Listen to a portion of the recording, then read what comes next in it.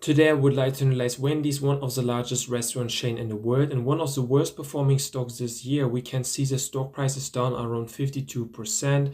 So we're gonna take a look at the financials to find out if it's a good buy right now. The first thing we can recognize is a market cap of 1.63 billion US dollar. This makes Wendy's the 22nd largest restaurant chain in the world by the market cap. We also have a dividend yield of around 6.6%, which is very high at the moment. And we can see here the dividend growth rate in the last 10 years was quite decent as well. Now we're going to take a look at the financials. The first thing we're looking for is revenue growth in the last 5 years. We want to invest in a growing business and not a declining business. So in 2020, the revenue was around 1.73 billion US dollar. This was a low growth around 1.4% from 2019, so probably related to COVID. Then in 2021, we had a good growth around 9.4%. In 2022, we had a good growth again around 10%. In 2023, we had a decent growth around 4%. In 2024, the low growth around 3%. And then in 2025, we had a decline around 0.21%, which is overall, I would say, in the last 5 years, we had a decent growth, so still a check here. The next thing we're looking for is the free cash flow growth in the last 5 years. The free cash flow is very important because it can be used to pay the dividend, to pay the stock buybacks, to invest in the business, and also to pay back the debt. So in 2020, we had a free cash flow of 0.22 billion US dollar. This was a low growth rate around 0.4% from 2019, so probably related to COVID. Then in 2021, we had a very good growth rate around 24%. In 2022, we had a strong decline around 34%. This is something we don't like to see. Then in 2023, we had a strong comeback with a growth rate around 49%. In 2024, the low growth rate around 0.2%. And in 2025, the strong decline again around 15%. So quite inconsistent growth in the last 5 years. But I would say it's still a decent growth because it's higher than 2020. So still a check here. The next thing we're looking for is a free cash flow yield over 4%. This can also tell us about the valuation of this company. The higher the free cash flow yield, the higher the indication for undervaluation. So we're going to take the free cash flow from 2025, 0.24 billion. We're going to divide it with the current market cap, 1.63 billion. And then we're going to get the free cash flow yield for 2025. So the number we're going to get would be around 14.72%. And that's a very high free cash flow yield. Actually, it's over the 4% that we're looking for. So the check here, and we like to see that. We can also calculate this number for 2028. We can see here the free cash flow assumption for the next years. In 2028, it could be around 260 to 285 million. So let's assume around 270 million.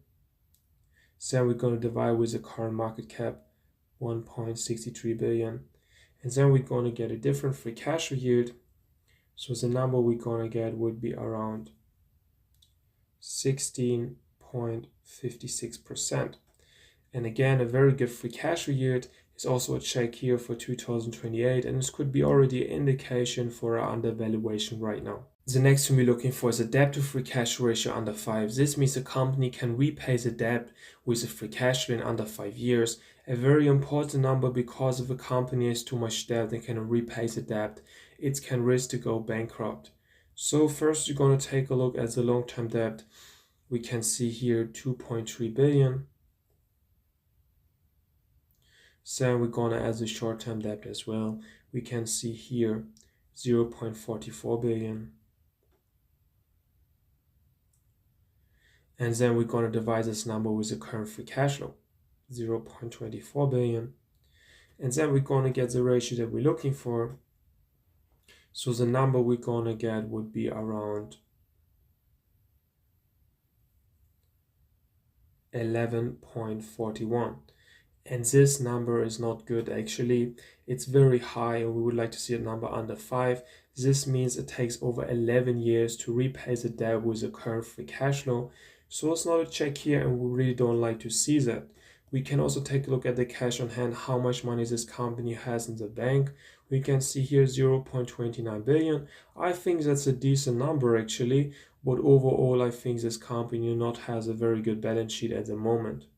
The next thing we're looking for is the enterprise valuation to free cash flow ratio under 25. So this number can also tell us about the valuation of this company. The lower the number gets, the higher the indication for an undervaluation.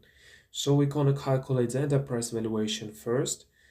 We're going to need the market cap of 1.63 billion. Then we're going to add the debt as well, 2.74 billion, minus the cash, 0.29 billion. And then we're going to get the enterprise valuation, so how much the whole company is worth. So the number we're going to get would be around 4.08 billion.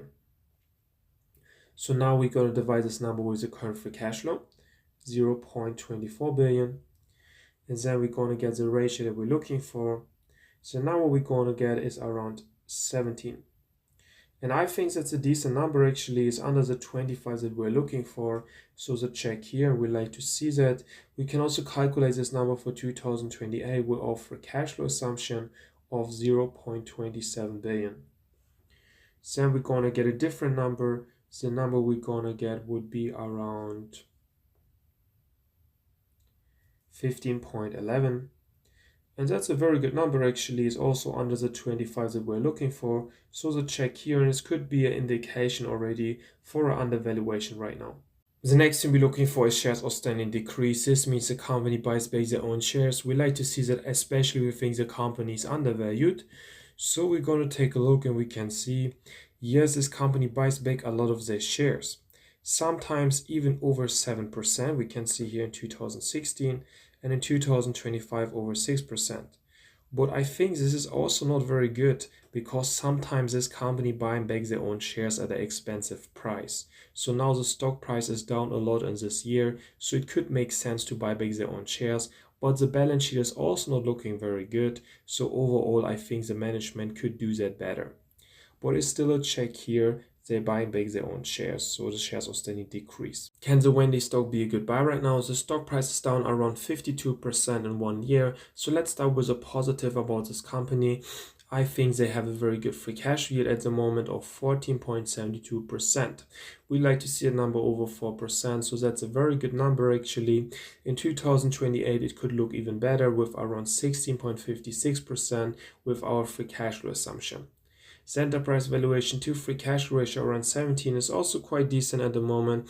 We like to see a number under 25. So in 2028, with our free cash flow assumption, it could look even better around 15.11. So overall, I think this is already an indication for a fair valuation right now. What I don't really like to see about this company is the low revenue growth in the last 5 years.